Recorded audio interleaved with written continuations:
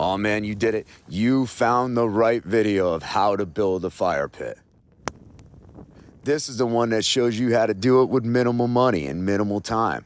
This is also the one that shows you an ancient Japanese technique called Shoshugibon, a method of burning the wood to preserve it. We're gonna bring in some stone. We're gonna throw in some chairs. We're gonna put up some lights. We're gonna make hot fires. We're gonna drink cold beers and stare at starry nights. My name is Dennis Raymond. I'm the builder at Clearing Farm, a working farm and private residence 90 minutes northwest of New York City.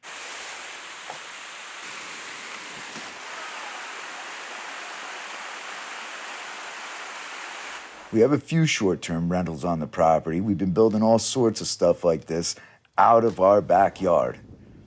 This enclosure that we're building is for the guests at the farmhouse. All right, here we go. Game on. All right, there we got our blank canvas. You know, there used to be a big giant fire pit right there, like one that came out of Game of Thrones. But that was purpose built, and we did that just to be able to have giant brush fires in. I don't like all that. Feels like it's gonna storm. All right, there's all of our posts and our bottom beams. Now, little man on his tractor.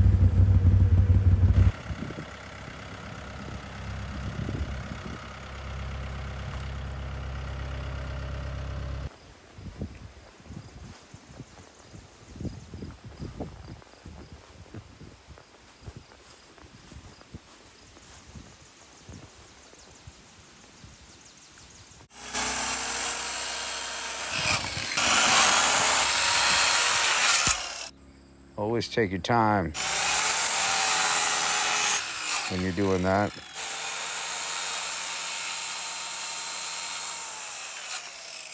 I did. I like to see the thing. This part sucks, look. Yeah, oh, there's a whacker right there. Duct tape handle, welded steel bar. Patang.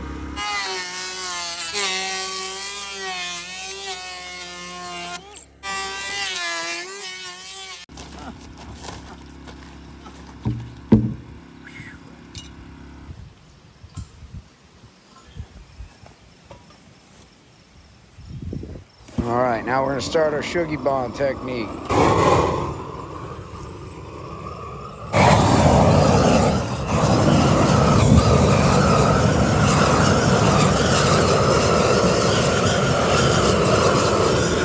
Nothing more than a garden torch that you pick up at any home improvement store. This one I think is a Burns-O-Matic.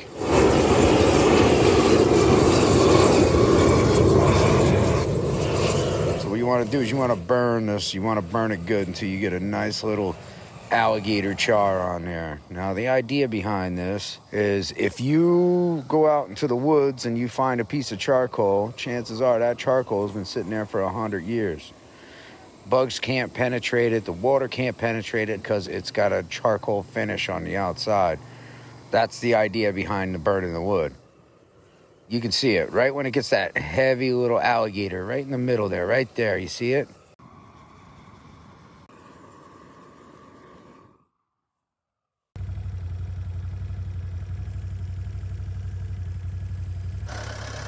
Those are not my shoes. Those are way too hip for me.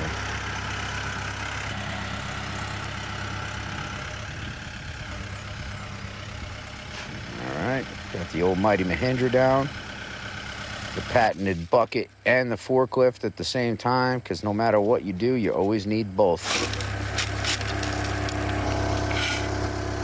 So yeah, I'm just gonna take some rock, throw that right down where the posts are gonna go down. So I'm just gonna put big, giant timber lock screws into the sides, into these posts, but I wanna make sure that I got drainage underneath the posts.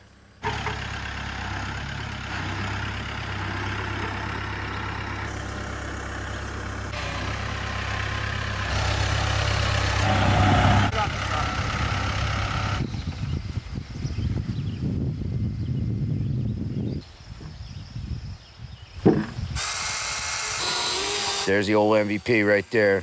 The Super Makita chainsaw. Whang.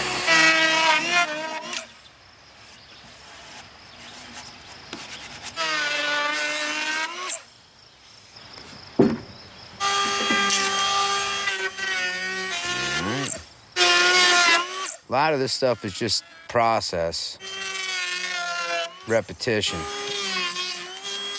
You just keep doing it all over and over again and trying to keep it the same.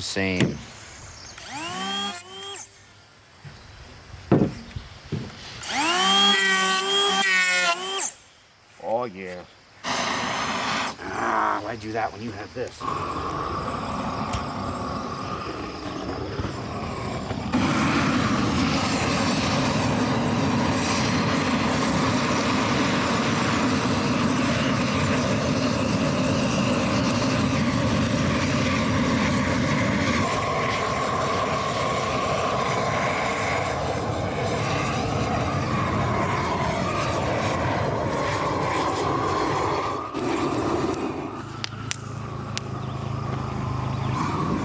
There goes Drew. When he said, Dennis, what can I do? I said, here, man, grab that broom and start knocking off that charcoal because that's the part that starts to hurt after a while. I ain't no spring chicken no more, man. Although I will take that beam and throw it over my head. Which way do you want the live edge?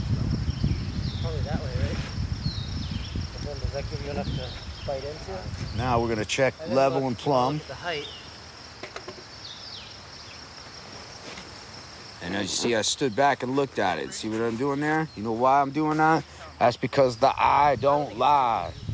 If it don't look good, it ain't good. Something like there. That's probably about 8 right there. Well, I'm 5'8". You ain't got fucking 3 foot on. That's for sure. You just hold that there for a minute, Drew. You got that here. That's right there. I'm gonna take some measurements here. If it's 7 foot here, either it's a straight line that goes across. You want a heavy droop right there. Let's keep it this with. I don't even know what I'm saying right here, but I'm telling you that proper prior planning prevents piss poor performance. Tappy tap. All right, now we're putting in 10-inch super screws.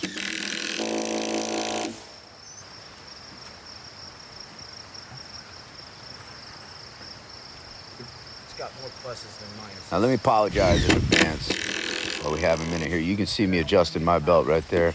I have no backside. It's been plaguing me since I was a child, which means my pants do not stay up and my poor belt works overtime. On here, this is almost dead straight.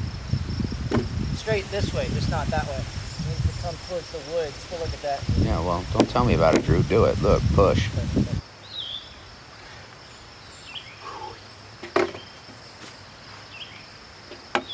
How's that, Drew? Let's see. Let's see. Let's see. Still not right.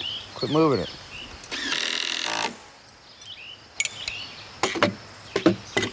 This needs to go. Pretty sure I put 6 ledger locks, 6 or 8 in each one. Like, it's way overkill because those things are not cheap. Big plans for everything. If he gets them all done, he'll have an art gallery. Look at him. He's hating this part of it.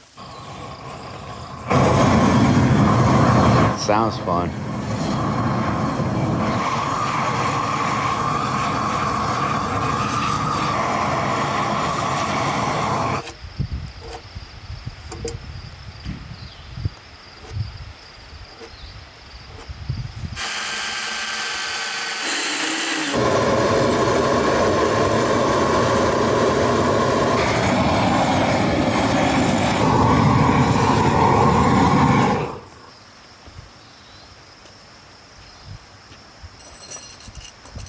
Hard project for soft people.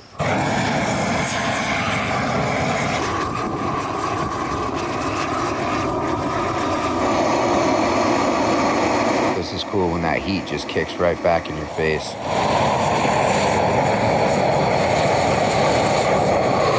There she goes.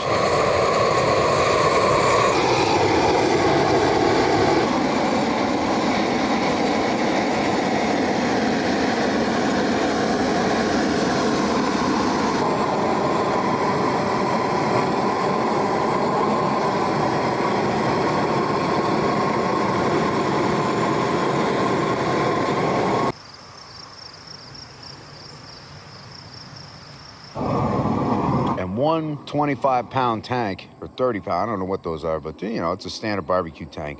One of those tanks goes quite a long way. See, that's badass. Looks so good. How you like me now? Oh, I wish I was a little bit taller. I wonder if that editor guy's gonna start counting how many times I make the noise.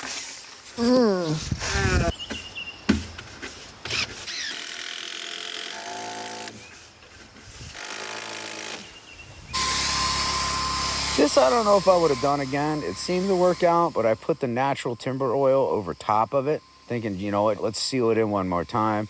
And I figured if it was oil, it might soak into that Shoshugibon real nice, which it did, but it really darkened it up a bit. A little bit darker than I wanted it. But hey, you live and you learn. There's always some guy around with stone. Once it washes, it turns blue.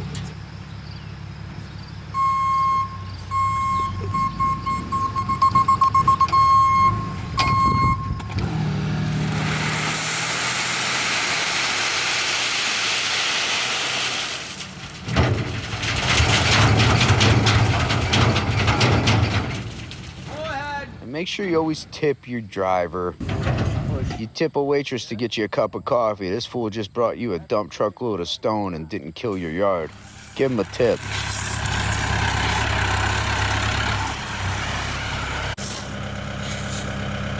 You can figure how much stone you're gonna need by the height of it, the width of it, and the length of it. That'll give you your volume.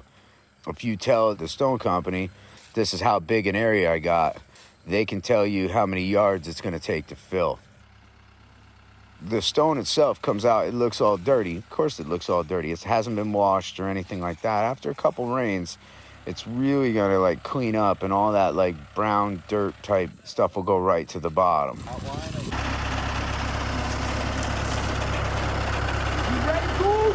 All right, now we're into Solar Light City on the top. Yep, good to go. And a twisty tie too. I only got one.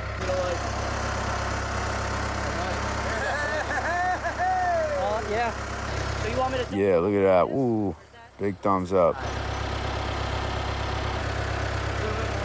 feel like you could pull something here. Yeah, I might have to do a little readjustment. I don't know. No, keep going. I got this one. All right. That's the gist of this. I mean, you are not looking, you're looking at 4 posts up and a little garden bed that you fill with rock. Put up some solar lights. There's not much to it. Yeah, you can go overboard on it for sure, however you want to do it. When I got this, it was, let's keep it clean and simple. We wanted this fire pit right in the middle.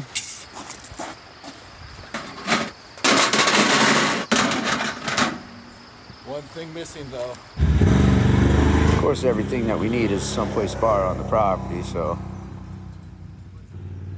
Yeah, some Adirondack trailers laying around, so we just threw those in there.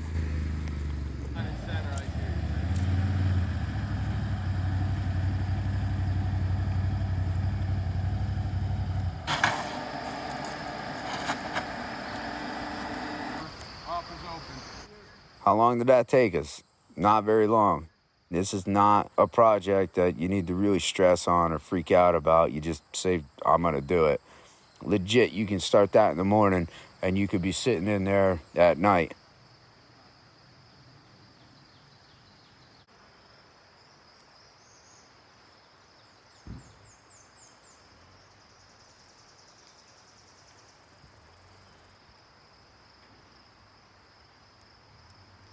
Fire pit done before the sun went down.